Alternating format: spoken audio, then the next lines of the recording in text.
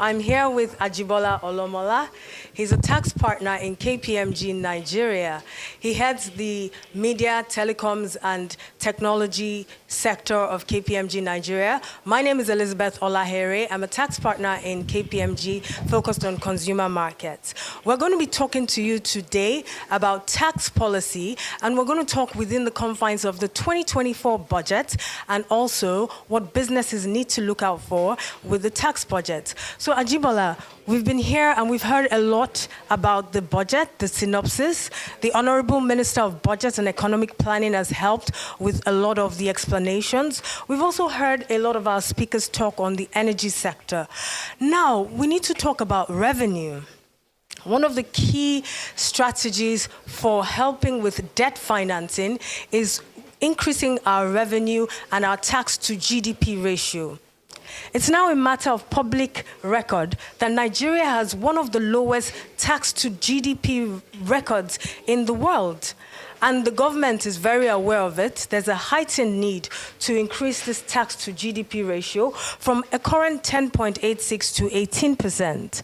So Ajibola, let's talk about how the government wants to expand the tax net, increase the tax revenue to help with potentially funding the huge deficit we have in the 2024 budget. Over to you, Ajibola. Thank you, Lizzie, and thanks for having me.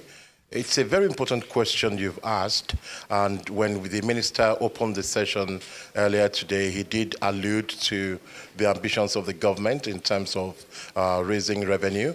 And Austin Avuru also put a twist on it by saying that the government has targets for themselves in the hope that that would galvanize action. You know, like a good friend of mine once said, if you dream, and your dream allows you to sleep through the night, then you've dreamed the wrong dream. Your dream should wake you up and get you going. And so the president, by setting an agenda to raise the tax to GDP ratio to 18% from 10%, which it is today, is essentially signaling that things are not going to be as they used to be. And they've said they want to do this within the context also of not introducing new taxes. Correct. So this is all about widening the tax net, closing gaps, bringing more revenue streams on board than previously were the case, without necessarily increasing the tax burden on the average taxpayer in Nigeria. And that's definitely the way to travel. Exactly, Ajibola. You've mentioned valid points. Increasing the tax nets, bringing the informal sector into the tax net. We've heard a lot of conversations from the FIRS chairman and even the Minister of Finance say that there's no intention to increase tax rates. There's even potential of compressing most of our taxes because we have significant multiple taxation problem in Nigeria. So one of the key things that the government is looking at is to bring in the informal sector into the tax net, thereby widening that tax net. As a matter of fact, the IMF has looked at a study in 2017 and posits that 65% of the informal sector contributes to our GDP. So once we're able to get that informal sector into the tax net, it will form a basis for really expanding the revenue that we can get from the tax net. Let's talk about technology and how we can widen our tax net with technology. Well, yes, and you've situated the conversation appropriately by referencing in harnessing the informal sector. Absolutely. And the contribution they can make to the economy. One of the easiest ways to do that is by use of technology. Technology enables you to track revenue in a more comprehensive manner and to also eliminate gaps. Right. And of course, by closing gaps, you then encourage people to inculcate a tax-paying habit. And we've seen the tax authorities in Nigeria introduce and leverage technology for performing of their duty of tax collection. So at the federal level, for instance, the Federal Revenue Service introduced technology, Promax, which is what is now being used by taxpayers across the country to remedy their tax filings. And it's been an effective tool. And we've seen the tax yield increase dramatically in Nigeria from 3.5 trillion to 5 trillion, and then a leapfrog. 10 trillion Absolutely. in 2022. It was the highest in recorded history. And it is projected that because as of June 2023, FRS had raised 5.5 trillion in taxes, and it is projected that by December 2023, the FRS would achieve potentially 12 trillion in taxes. So we can see that use of technology has unlocked potential economy and enabled us raise our tax to GDP ratio from a measly 6% of GDP. It's now about 10.1% of GDP. Of course, there's still some way to go to get to 18% that the president has promised. But 18% itself is not overly ambitious if you think about it, because the average in OECD countries is about 34% of GDP. And the average in Africa is about 15% of GDP. So 18% will take us to the Africa average, but there will still be room to grow into the potential average that we can see in other places like South Africa and the OECD that are in excess of 30%. But it's still the right direction of travel. Great, Ajibola. It's clear that we're moving in the right direction as a country. There's a lot of debate about how ambitious the budget is and seeing how we're increasing our revenue. For instance, tax is supposed to generate an additional 47%. The question now is, if the government is not trying to increase the rate, and we're looking at the informal sector, are there practical things that the government is doing right now to really help harness the informal sector? For instance, the president inaugurated a committee on fiscal policy and tax reforms, and they've submitted something called the Quick Wins Report. And it's clear from there that they want to really harness the informal sector. There's already implementation of the Market Traders Association of Nigeria, where there's about 40 million members of the informal sector. Can you talk a bit more about how this would help really widen that tax net? It's commendable what the president and the president's committee on fiscal policy reform and tax reform are doing, and credit to them. And you've highlighted one of the quick wins that have been identified, going into a memorandum of understanding with the Market Women Association across Nigeria, 40 million members, like you said. That's bringing into the tax net 40 million taxpayers that previously were not necessarily fully tax compliant. Now, most of these market women will be paying taxes at the state government level. So you might say that that does not necessarily increase federal tax revenue. But by putting more money in the hands of the state governments, you reduce the necessity for the federal government to intervene by giving states subventions and grants. So it's the way to go. So it also begins to inculcate tax paying as a habit in most Nigerians. By the time you have hundreds of millions of Nigerians who know that they want to discharge their tax responsibility, you narrow, potentially eliminating the scope for tax avoidance and tax evasion.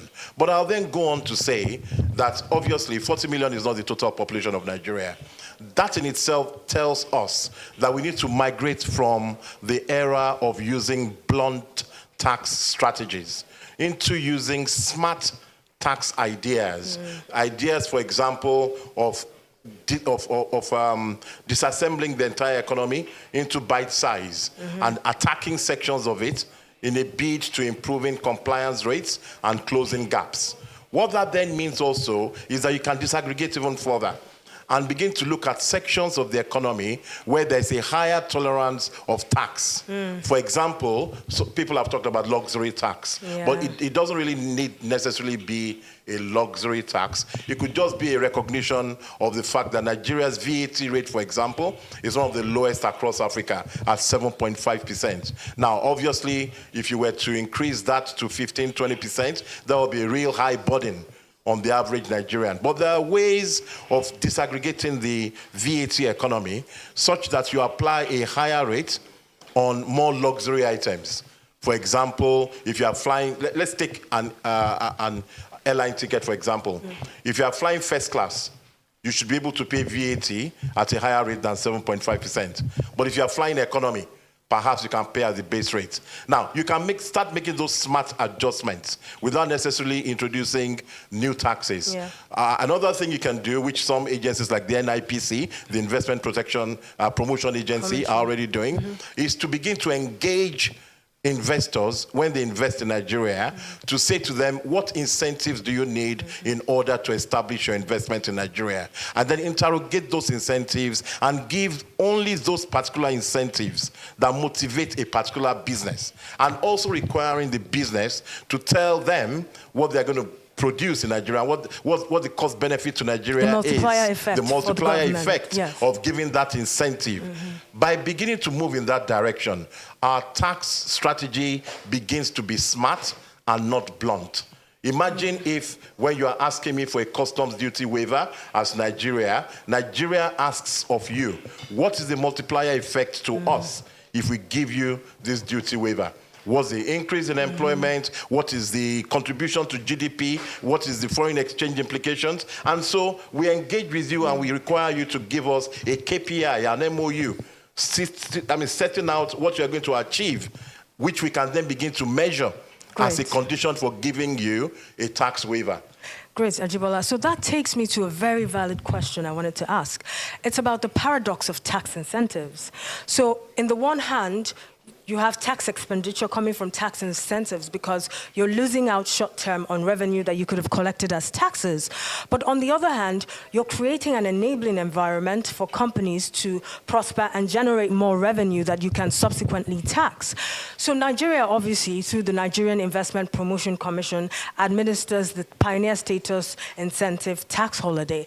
And they've been doing a lot of tax impact assessment on what they deem as the benefits of giving this pioneer status to beneficiaries. So some of the things they've tried to do is something called an annual performance report, where companies are supposed to submit on an annual basis the basis of the pioneer status and what they've done with the pioneer status.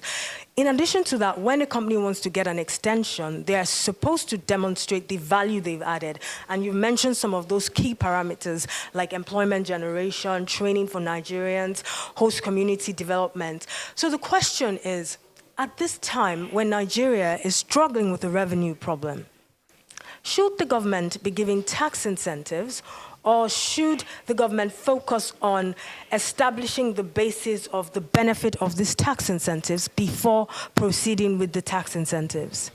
Well, it's a very important question, and one in which the jury is still out as to what the best strategy is or should be. But it is one where the debate will have to continue. Obviously, some investor groups will look to you for incentives to come invest in your country.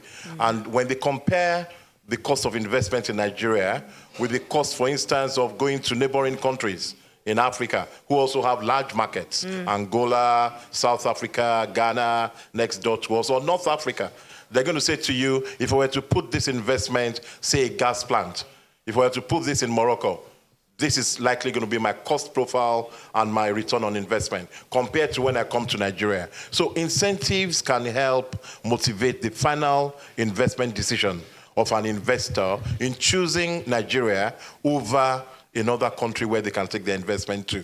So there's always going to be a case for incentives. But we've got to test in every instance to make sure that that case is established. So we're not giving away more than we ought as a country, and we're beginning to hold investors accountable to the promises that they make to us when they come into the country.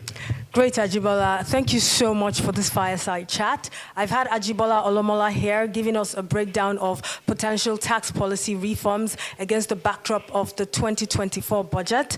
There's a lot to look forward to. The tax landscape is vibrant, it's going to be dynamic, it's going to play a critical role in the implementation of the 2024 budget.